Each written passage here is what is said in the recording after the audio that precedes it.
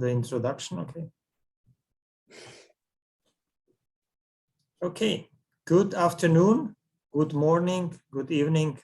I don't know where you are actually sitting and enjoying this perfectly fine webinar.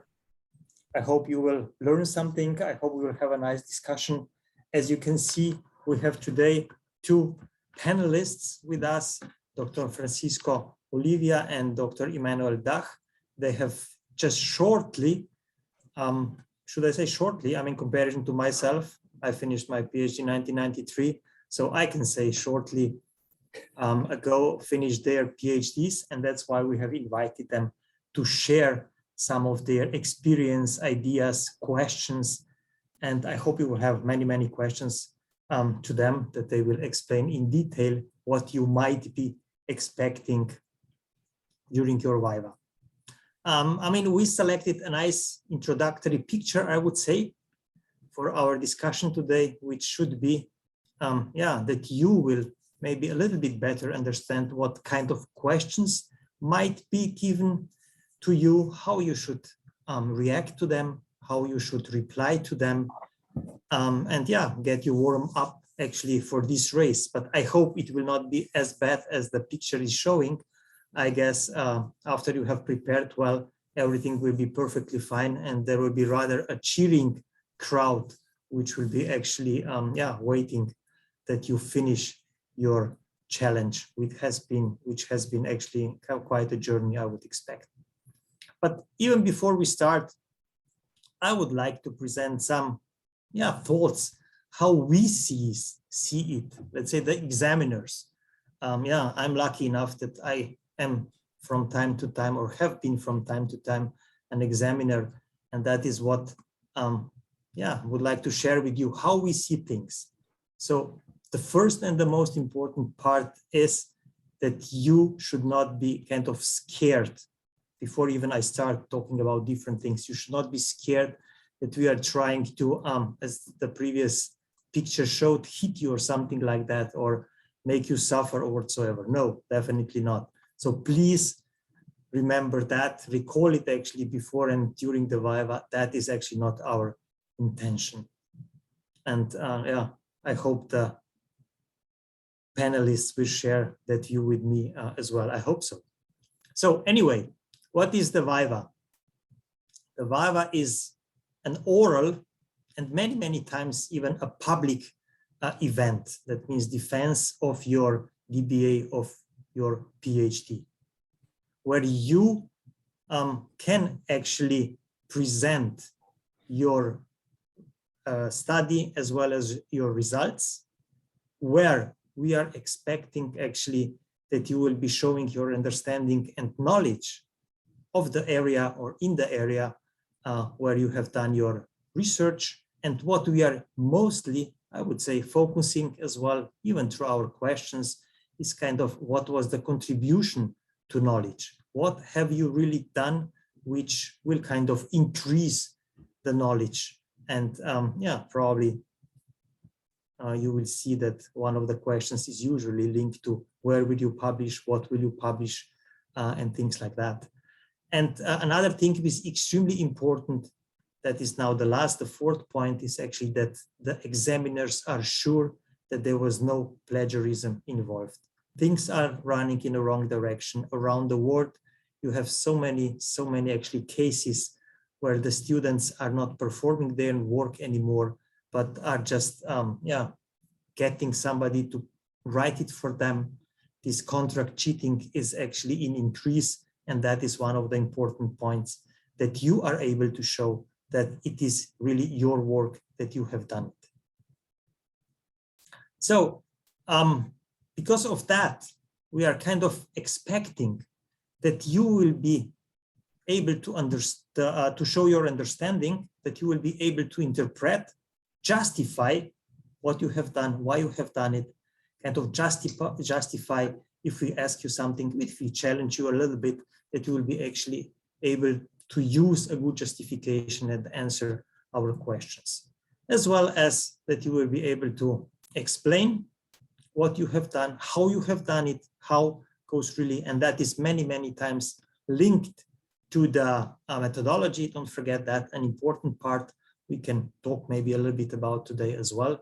And defend, because as we said, it is kind of a oral, kind of even sometimes public defension of yeah, let's say, of your thesis. So what are we expecting from you?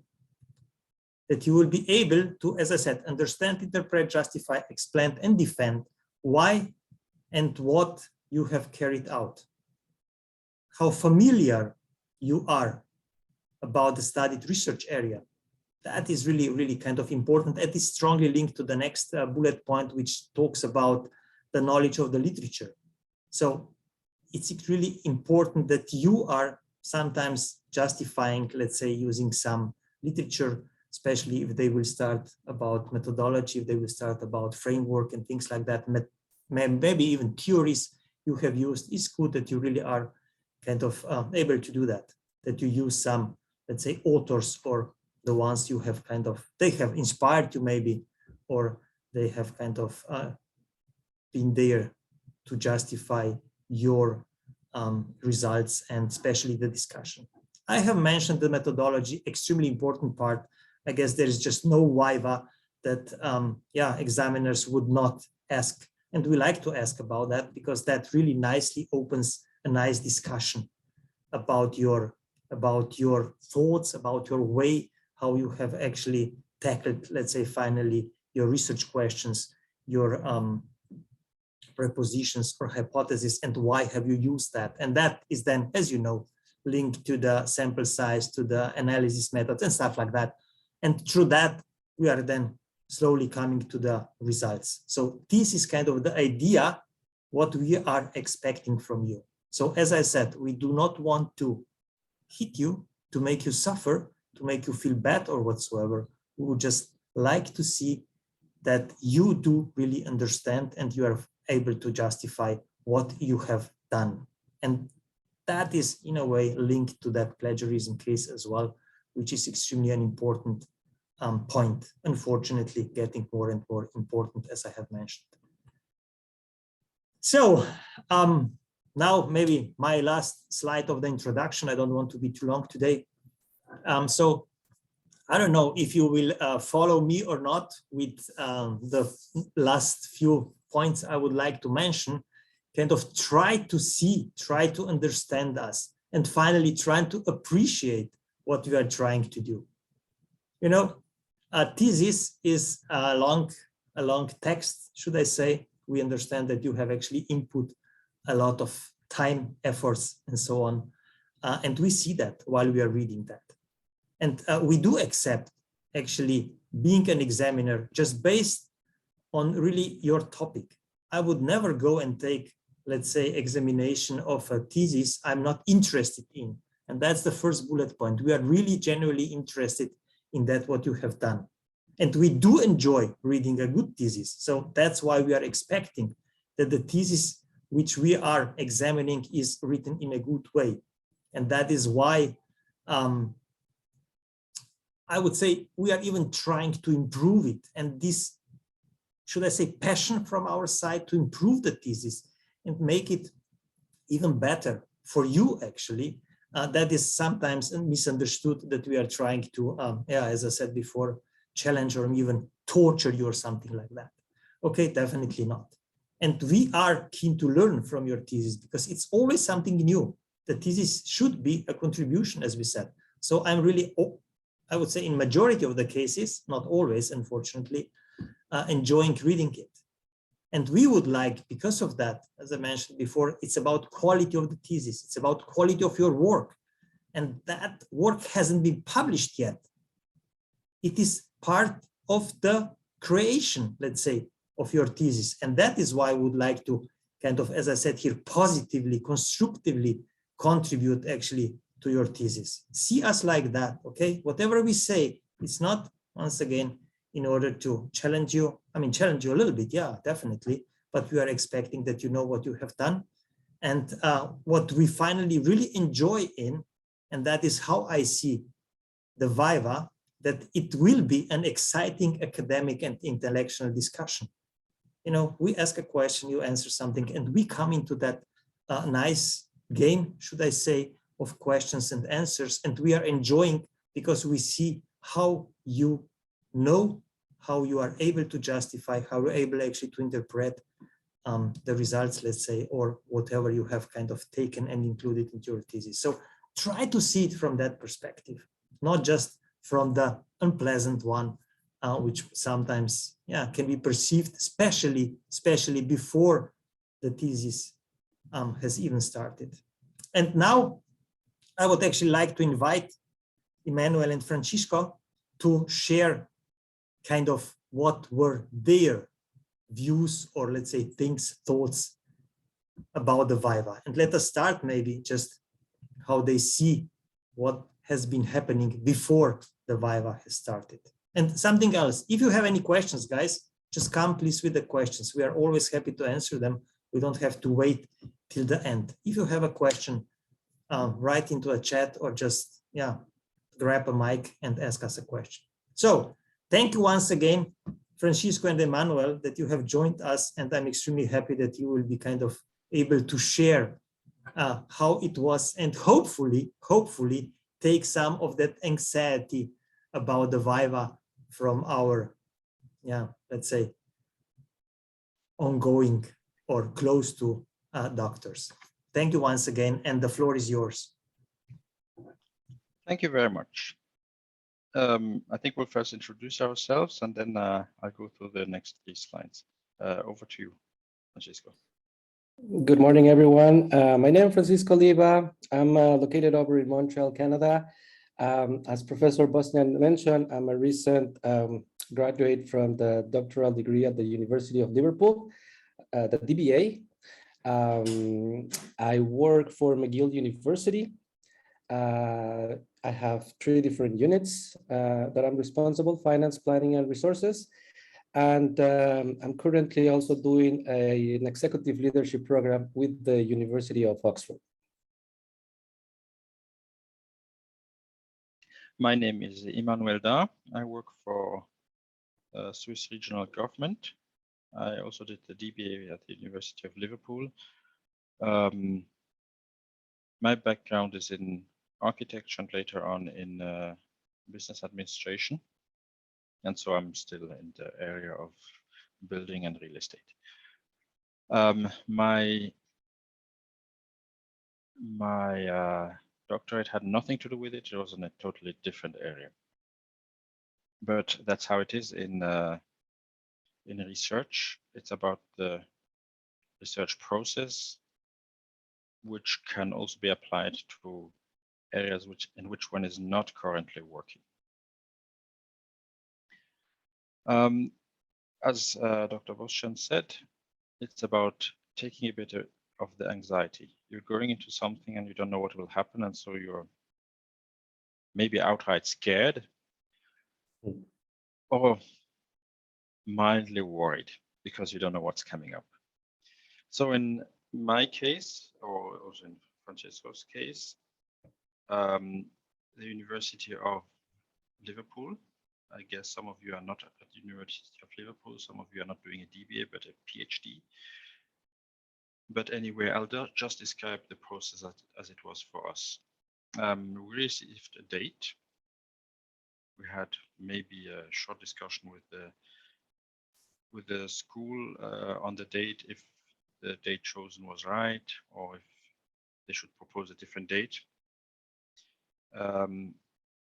I got the date, I reserved time, I reserved a meeting room at my job site because I decided that I would do it in my office and not from home. And University of Liverpool supplied some documents. I went through those documents answering questions you might have on the process. They offered some literature which you could read as preparation. I listened to podcasts on Spotify, watched videos on YouTube just to get the experience of others. Then in the literature the university supplied, there were some standard questions. I checked with Google for standard Viva questions went through those, prepared myself to answer those. In one of the following slides, you'll see some of these standard questions. Then next step was did some mock Vivas. I guess the most important one was with my own supervisor, because my supervisor knows what I've written about, knows the topic, knows where tricky questions could come from, could ensue from. And then I also had a mock Viva on DoctorateHub here. Then a few weeks before Viva, I got a call from the University of Liverpool, and together we tested the technical setup, like something like a Zoom here. They sent me a link. I tested that, made sure everything is working. And then the last step I did in my preparation was I wrote a cheat sheet. That is, I wrote down the most important pages of the thesis, the most important quotations which I'd used, and also stuck in post-its into my printed out thesis, so that I would quickly find sections which the examiners would like to discuss. Last thing on this slide is, I think you should take some distance, and that was what my supervisor also told me. After you have submitted, take some distance from your work. Look at it with fresh eyes. Let it rest a bit before you go into Viva preparation, because when you come back and pick it up again, hopefully you will focus on what is important and what is not so important in the thesis. When you're in the middle of it, everything is important, and you tend to lose the overview. When you come back a bit later, after it has rested and settled, it looks a bit different. So next slide is about. Can I just jump here? Yep. What I like here is you said you prepared a cheat sheet, but you didn't use it. So yeah, there's no time for it. There's no time, or I would say something else. Probably you knew what you should actually answer, and that I guess it's even. I mean, I would say the most important message. You have done it, so you know what you have done. So, but it's good. I mean, always somebody should prepare a cheat sheet, because through that you are thinking what might be, how should it be, and things like that. Yeah, Francisco, you want to say something? Just please add. Yeah, in my case, for instance, I did something very similar. Instead of a cheat sheet, what I ended up doing was using these big sheets of Post-its. And then I had it chapter by chapter, sort of knowing exactly what I was going to look for. And Emmanuel is right, for instance, in terms of the mock Vivas, talk with your colleagues. You know, a lot of them, they're in that same process. So talk to them, get their experience. But remember, prepare yourself. Make sure you know your thesis inside out. I would also recommend take a couple of days prior to your Viva. Make sure you're relaxed. Make sure you're mentally focused, and then just, you know, don't be surprised. Just be ready. Make sure you know your topic. Make sure you know, as Professor Bosnian said, know the whys, know the hows, not the whys, the whats of your dissertation, and you know, just be ready for that, because the process is a very nice process, I would say. And you know, you need to enjoy it as well. Yes, it's tough. Everybody's going to be nervous and so on. But you know, while you're there, take some time yourself to enjoy it. You're going to do it once in your lifetime. So I think the value is there. You put a ton of hours, a ton of effort. You're ready for it. So just, you know, enjoy the ride and make the most out of it. And do you know who is the most nervous one? The supervisors. So I've been always extremely nervous whenever actually my students had a Viva. I said, "Oh my God, will that?" I mean, I knew everything will be fine, but always you are just nervous, because you want actually that your students are there actually kind of excelling. So don't forget that. You make us actually nervous as well a little bit. Okay. Anything else to add, or should I continue to the next slide? Next slide. I think my only last question in there is, after you did your submission, make sure you do a quick scan of any new journals, any new articles that are out there to make sure you're still up to date in terms of your topic. So make sure you go back, read, if anything is out there, make notes out of it, because you might as well, you'll be able to maybe add part of that after the dissertation and so on. But just remember to stay up to date on your topic. That's true. That's one point I had on my cheat sheet. May I just short to interrupt you, because we actually have a question at the chat room.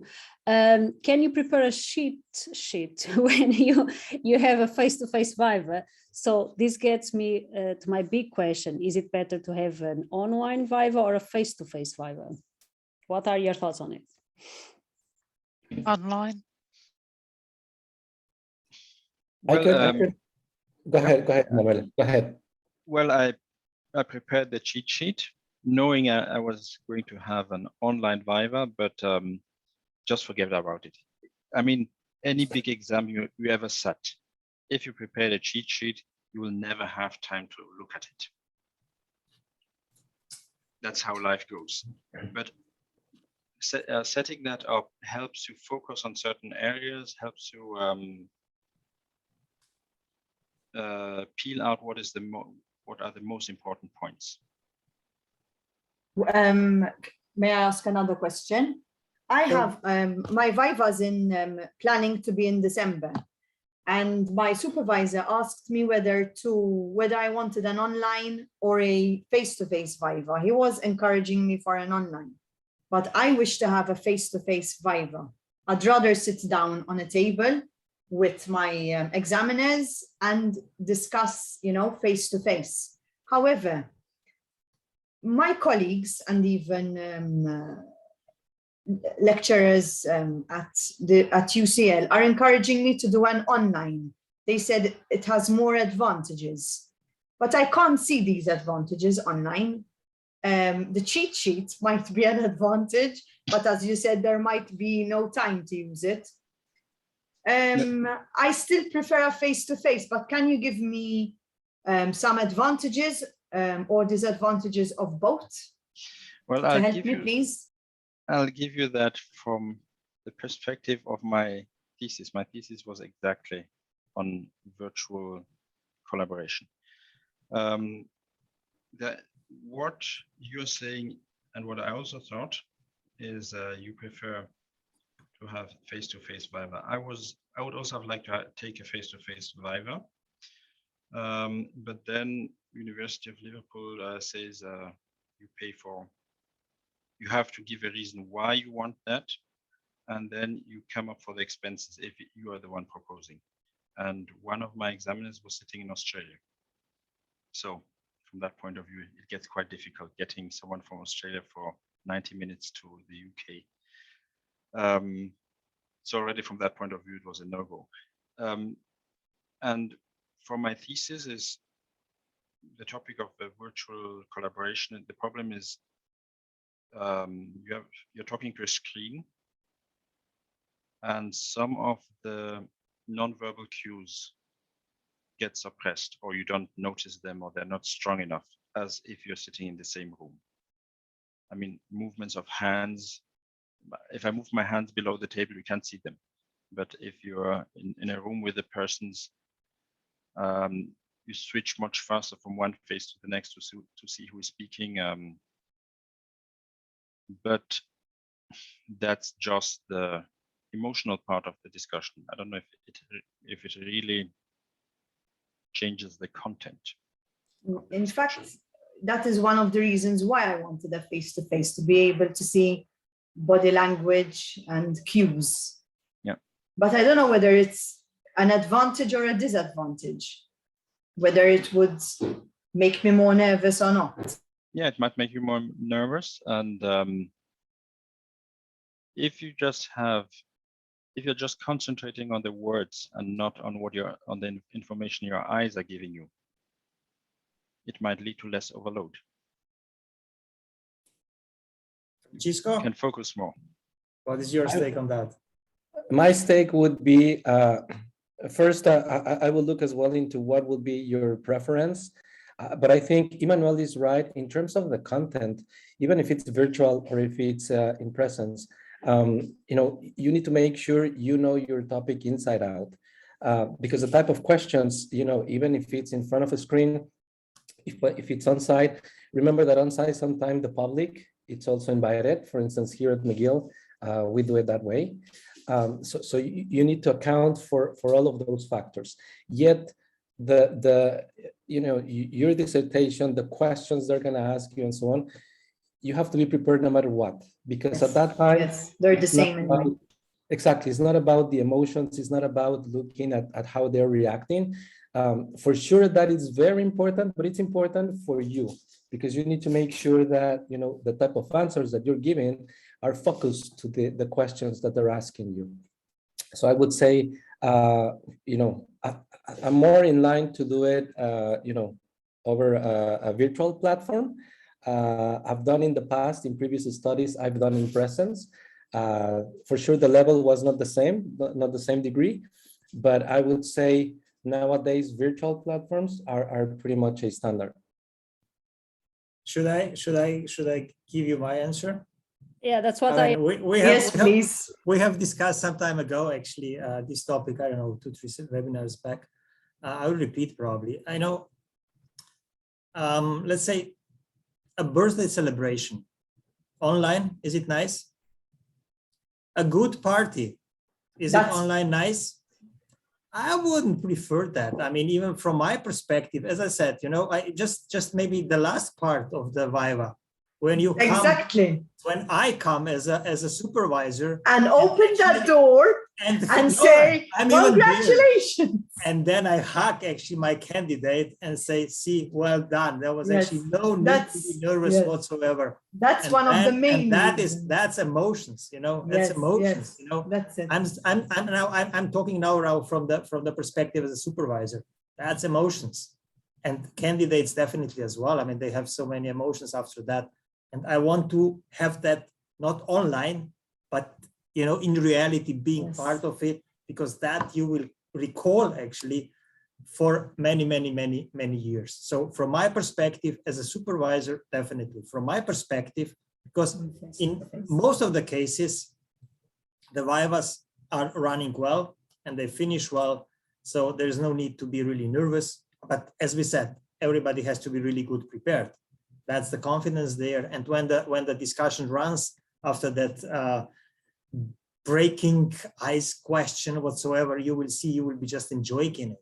You will be enjoying in it because, as I said before, we are just expecting that you tell us what you have done, how you have done, why you have done it, how you interpret stuff, what you will do with this and stuff like that. It's really not something you would have to be, I don't know, studying for months in order to be able to answer that. No, it's your work. You're just explaining it. I've done many online, and I have done quite many in person, should I say.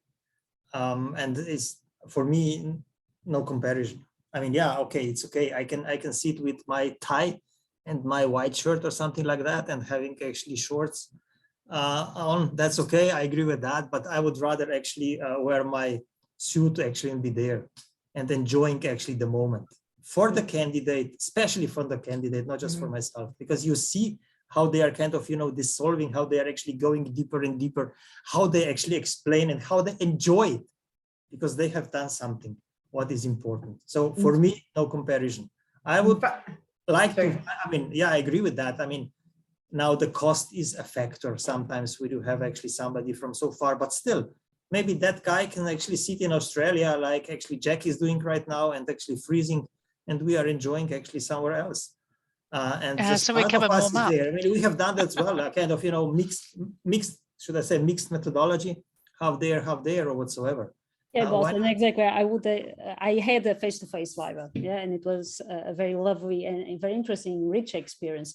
Exactly for all of what you're saying. Like I had my supervisors there, I had a wonderful panel of examiners, And even for this question of having kind of this cheat sheet, you know, like you can always find ways of covering mark, you know, like important parts of your thesis, you know, like having a A4, you know, like where you have your main arguments that then you can have build around your thesis. So there are always ways of you to have kind of a network of a kind of security network of managing to go through your main arguments in a structured way.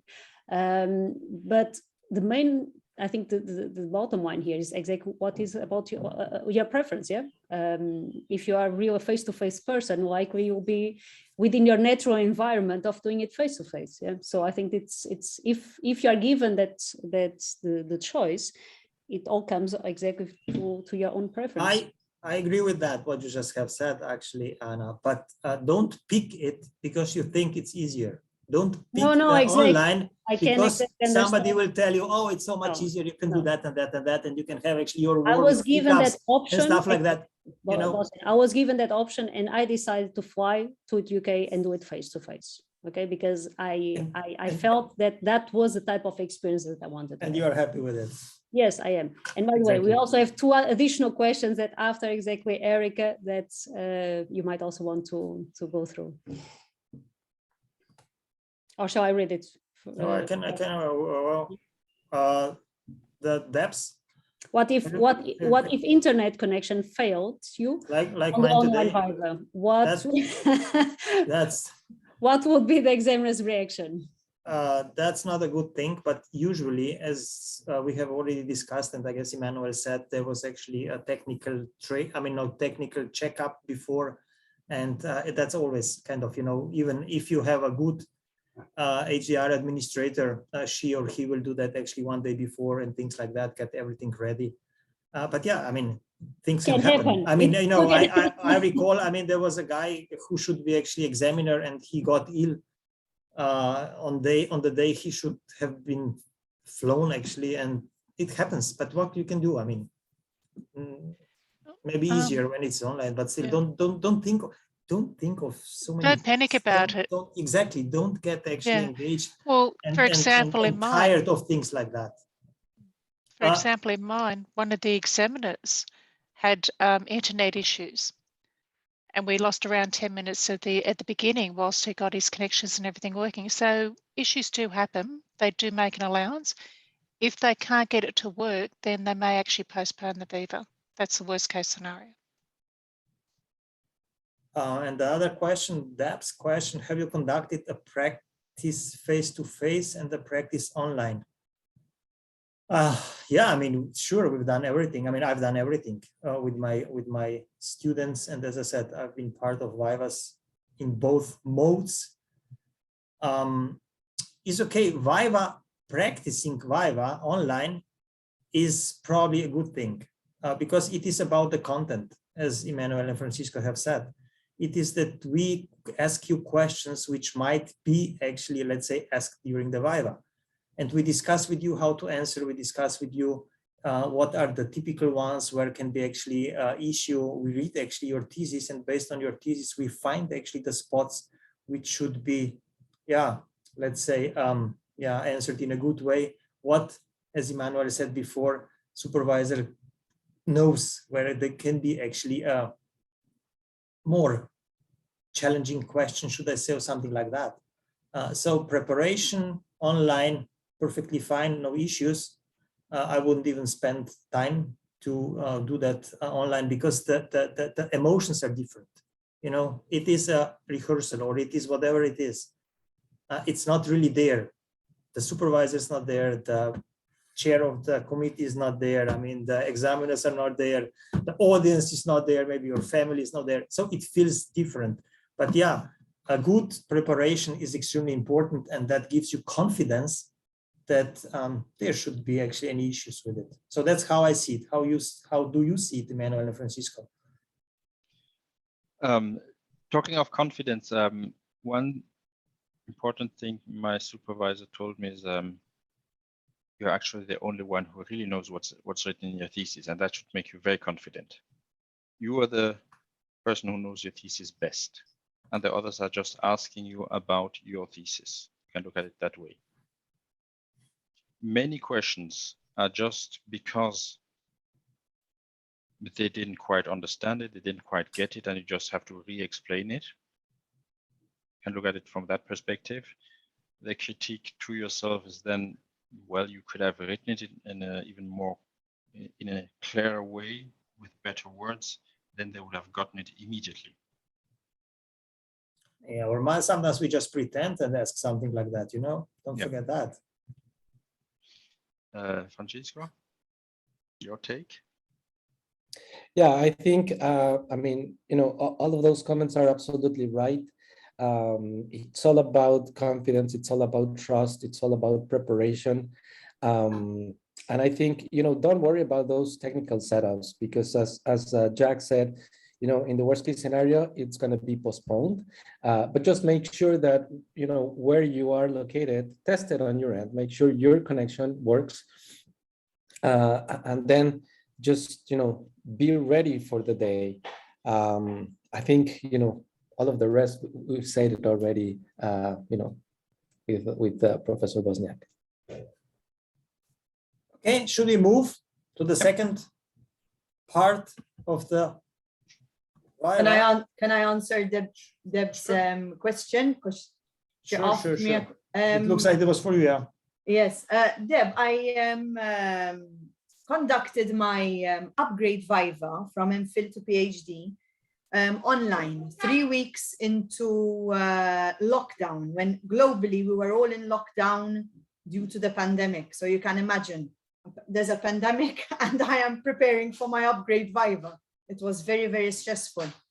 And during the Viva, it was an hour and a half long. I was constantly stressed that the internet would shut down.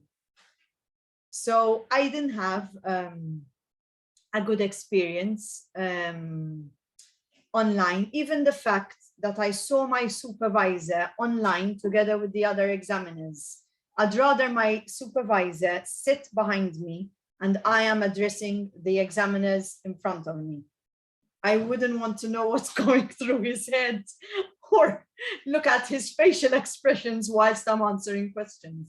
That's why I prefer a face-to-face Viva. But I will practice both of them, actually. I'm prepared to fly to London, in fact, for the face-to-face Viva. Right. I was just interested in that specifically for you, because you know you can encounter any number of challenges, even if you're going to do a face-to-face in whether it's a Viva or in any other context. So I think preparation is key in either format. And yeah, thanks for answering that. I just wondered if you had done so already. Thank you. Okay, thank you.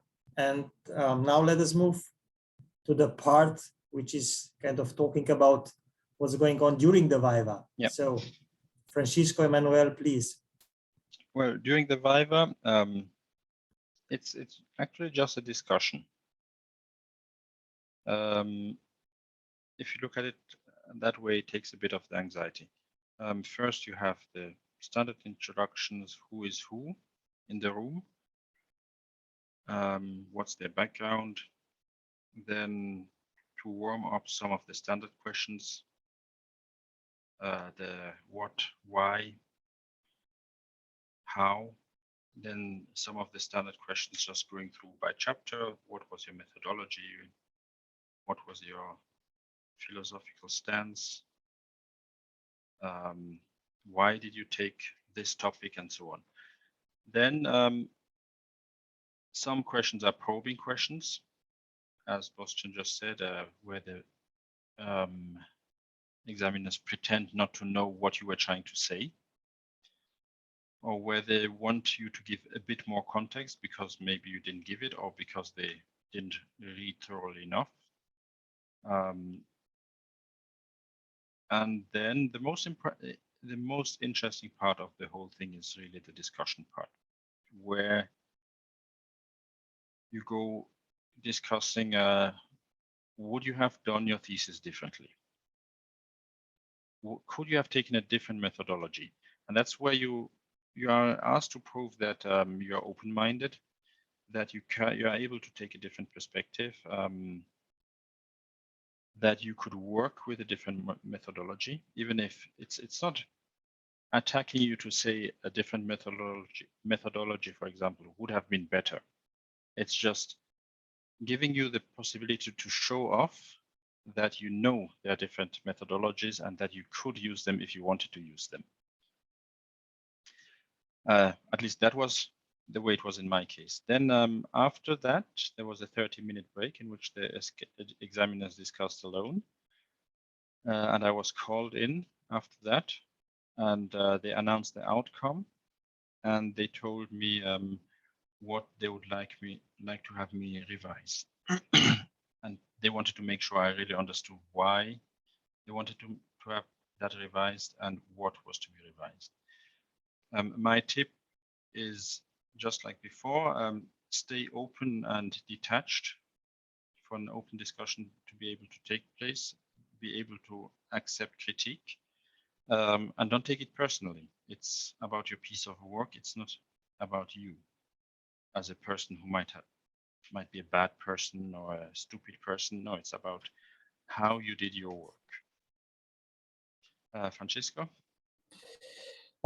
Yes, to that, I would also add to make sure that, you do a bit of research in terms of who are your examiners, make sure you know their work, you know their stance, so that then when you're defending your dissertation, you know exactly what type of questions you're going to get. And I think the important part is, understand, interpret, justify, and defend. And in that defense, I think Emmanuel touched in a very good point, that is, while you know why you could have used some other methodologies, the examiners, they want you to explain why you went into that approach. Give them the reasons, make sure, you explain them why you went that way and why it was the best approach based on your research question, based on your research objectives. I think that's exactly what they want to hear, and try to defend all of the major stances that you have on your research. For sure, minor changes, they can be done at any time, but they want you to say, okay, Francisco, you're saying this and that. Why are you saying? Make sure you have focused answers to those kind of questions, because that's exactly why they're testing you, to make sure you know your theory, you know the methodology, you've read enough literature to make sure your decision of your approach is the proper one. I think those are my comments. The last one was in terms of the probing questions. I think it's absolutely right. They try to understand the context. Most probably, they're going to be going first chapter by chapter, and then they're going to start mixing chapters, making sure, okay, in chapter 2, let's say the literature review, you're saying this. How is that matching in terms of your findings? When you were doing your data collection, how did you incorporate all of those elements? So make sure you not only know chapter by chapter, but rather the whole thing inside out. That's very important. And maybe something else, don't forget, you have discussed and answered so many questions to your supervisor or supervisors, So most of the questions have been already asked while you were preparing, actually, while you were writing it up, while you were getting your feedback. That has been already discussed. So, I see it from my perspective. When do I let my PhD candidate, let's say, go for the Viva? When they are able to answer all my crazy questions. When I don't have any questions anymore. And at that point, what does this mean? They know actually much more about the topic than I do. And that's exactly the same for you. You are the one who knows the most about the topic you have done your PhD on. Don't forget that. We are just asking questions because we are curious. We would like to know different things, probably additionally. And that goes towards the discussion. The moment the examiners understand and see that you are actually the one who has done it, that you understand how the things have been done, why, and so on, then it is just a really nice discussion, as I said before, an intellectual discussion where we are kind of, seeing you as an equal partner, and we are just enjoying the discussion. That's it. Don't forget that. You are the one who knows the most about the topic. Okay, let us go to the after the Viva. Unless there are questions. No questions, so we go on. Well, after the Viva, you get what the examiners told you orally in a written form. That's really an highly official statement that you've made it, on condition that you address the changes they ask you to do. I'm sure this has been discussed often enough here on the DoctorateHub. The different outcomes of a Viva, I won't go into that. More important is what do you do with the written statement? The first stage is reflect on it.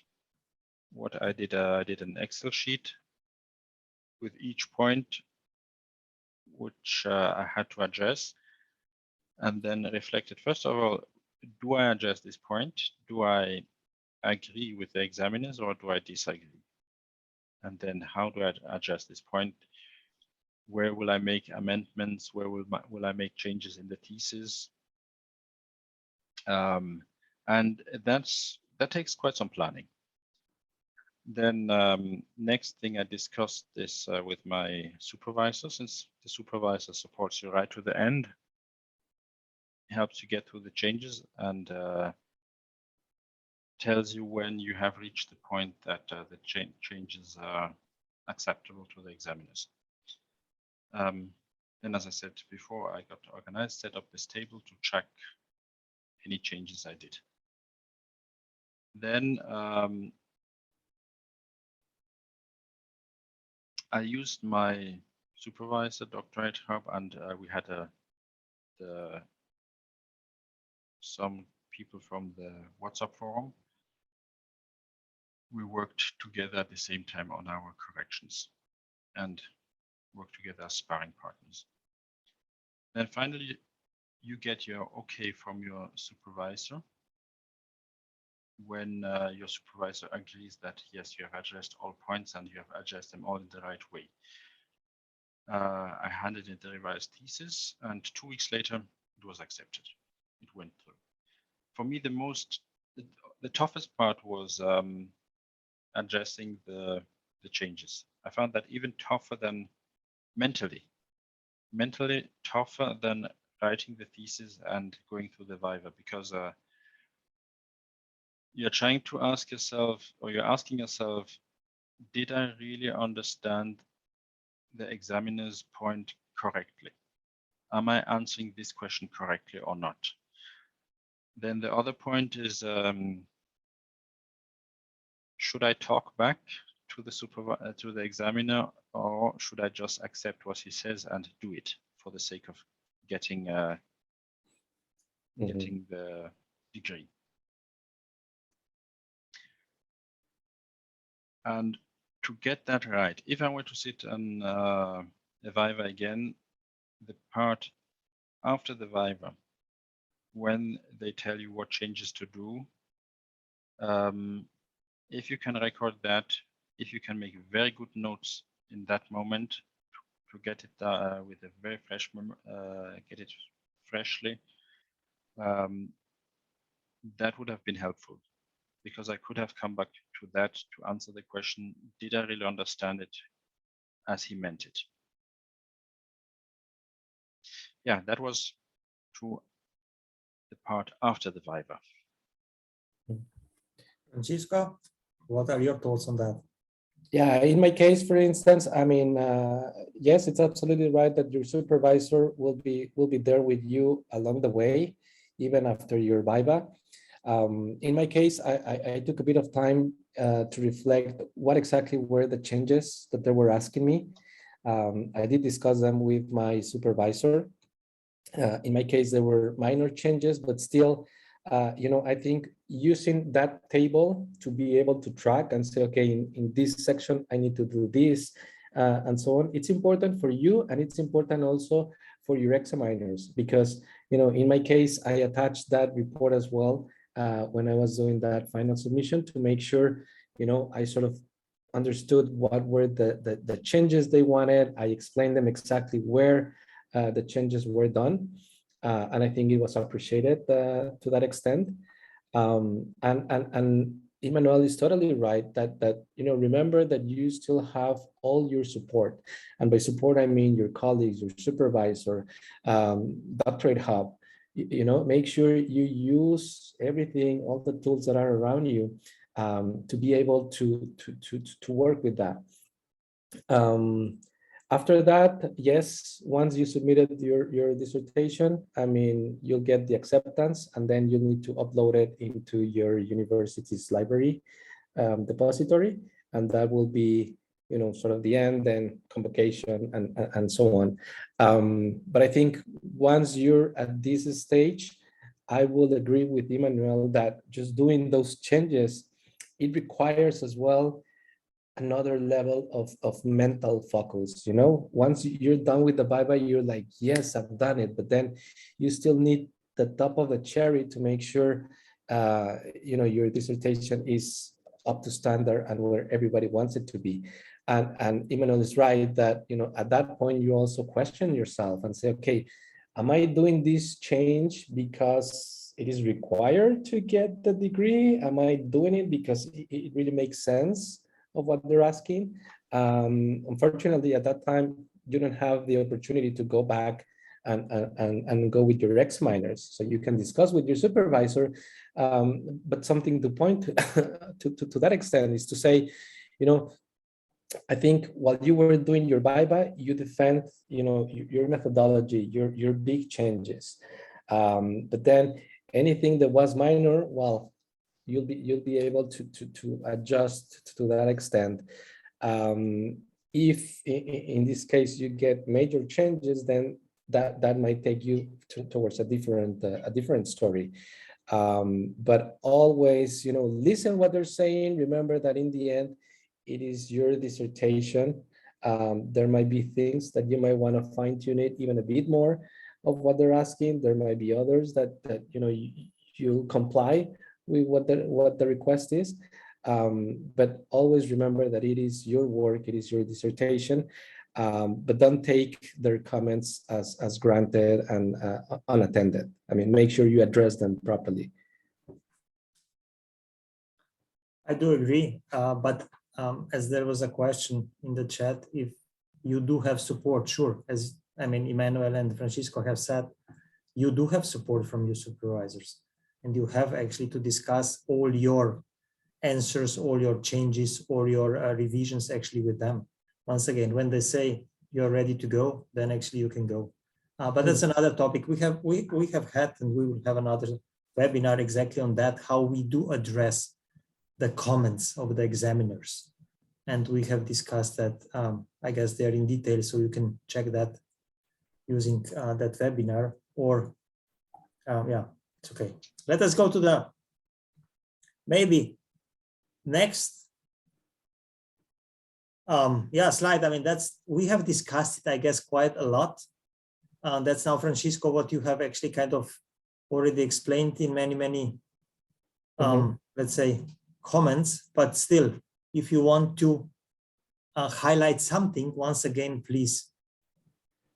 I would say, in this regard, as I say, make sure, use whatever method works for you. You could use colors in your dissertation, you could use Post-it, you could use whatever. Make sure you know where you have the different things, the different areas. If you're using, in my case, they asked, you can have a hard copy of your dissertation, and that will be your guide.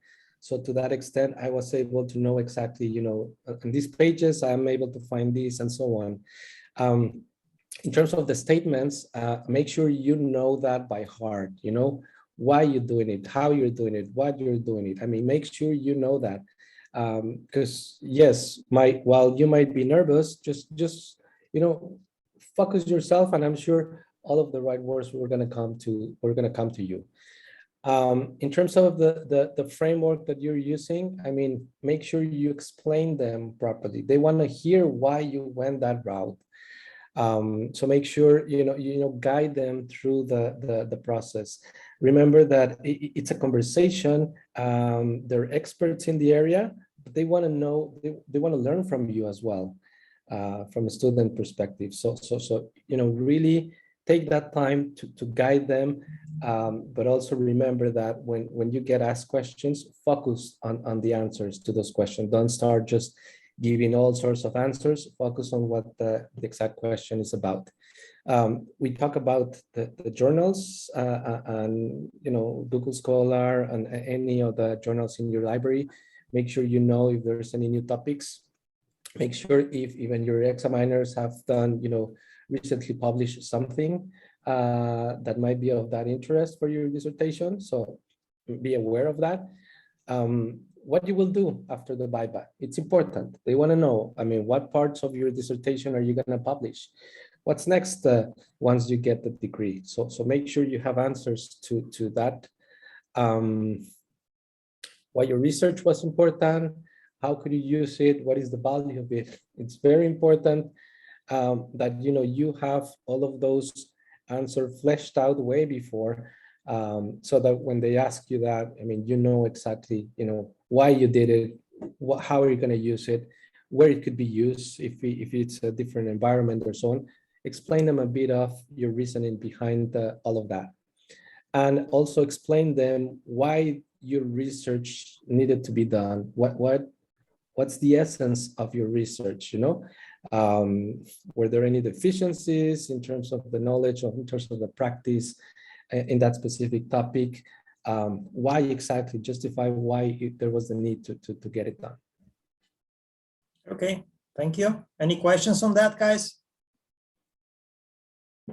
If not, I mean, the time is running, but maybe still of interest for you to see some examples of questions which have been actually given to our students, and not just to Emmanuel and Francisco, but to some other of our students. Maybe, I don't know if that is still of interest, and if we do have time, maybe Emmanuel and Francisco could pick one of the questions and try to tell us how they have answered it, just in order for, let's say, your colleagues to get a little bit feeling in which direction you could go or you did go. Would that be possible? Please, Emmanuel. Yep. I'd like to pick the last question. Oh no, I'm just slightly confused. I still have a different version. Second to the last question. If you started your study again, what would you do differently?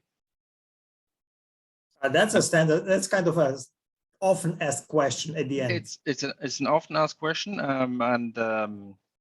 in my case, it wasn't asked, but when I did the revisions, I came across a different methodology which would have fitted my thesis. It can happen that you come across a methodology which you think, yeah, I could do it that way too, but then you focus on how you do it and you complete it. That's a nice question which you can pick up, on which you can pick up to show off a bit, to show that you're versed with applying methodologies, to say, yeah, I would have taken a different methodology. I would have taken this methodology and I would have done it this way. It really allows you to show off a bit.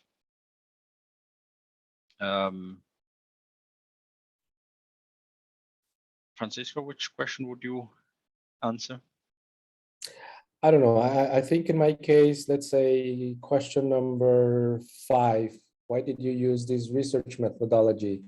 To that extent, I mean, you need to make sure you explain them why you decided to go and use that methodology. They want to know that you look into other methodologies that could be used based on your topic. So give them the reasons of why you went that approach.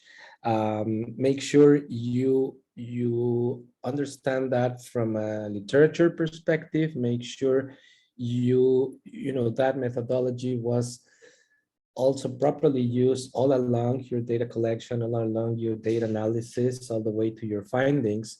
And make sure that if there's any loopholes in there, that you have a reason or an explanation of why you went that way.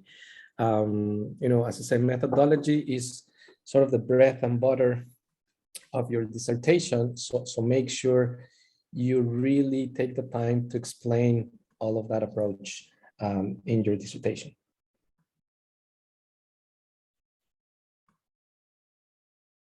And I would stress this one as well, kind of, what's the contribution? Don't forget that. That's another one which is extremely, I mean, all of them, as I said, all these questions you are seeing right now on the screen, they were asked actually. Mm-hmm. As I said, let us talk after the official recording has stopped, how we can actually support you and how we can actually do and what are good practices in order to get you ready for that. So I would stop here. If there are any questions, please come right now, or we will kind of, Anna, will you take over now, please? Or maybe Jack? Exactly, either or. I think both are fine, but can you just please also move to the next slides?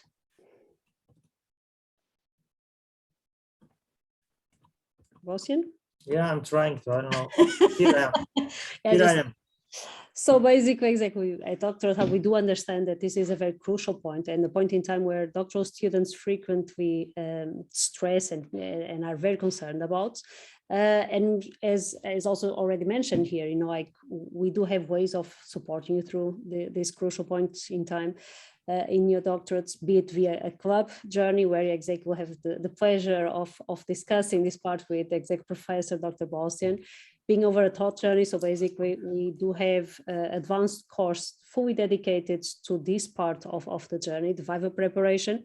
And you can take it actually as a self-study. So you can flip through the content and study it by yourself, as much as you can ask us to allocate you a tutor that will run the course with you and exactly will go through your answers, your assignments, all of that. And last but not least, we have what is called the mock Viva. So we source 2 examiners, and we exactly as we said, is the experience as authentic as it can get. So basically you have 2 examiners, 1 moderator in the room, and exactly you will go through all potential questions after reading your thesis. So to make sure that we provide with feedback report on exactly what are the strengths of your thesis, what are those areas that exactly, and how you should argue your way during the Viva. And I think with this exactly, unless there are other questions, I suggest we stop the recording. And if you wish, you can potentially also pitch your answers to questions that you are concerning, and use the fact that exactly we have a moderator and 2 panelists that I'm sure will be here to comment on your answers. And last but not least, also a special thanks to exactly the 3, to Professor Bosian, Dr. Emmanuel, and Dr. Francisco, for being available for what was a very, very rich session. Thank you. Always happy. Thank you for having us, I would say. Yeah, thank you for having us. Stopping the recording now.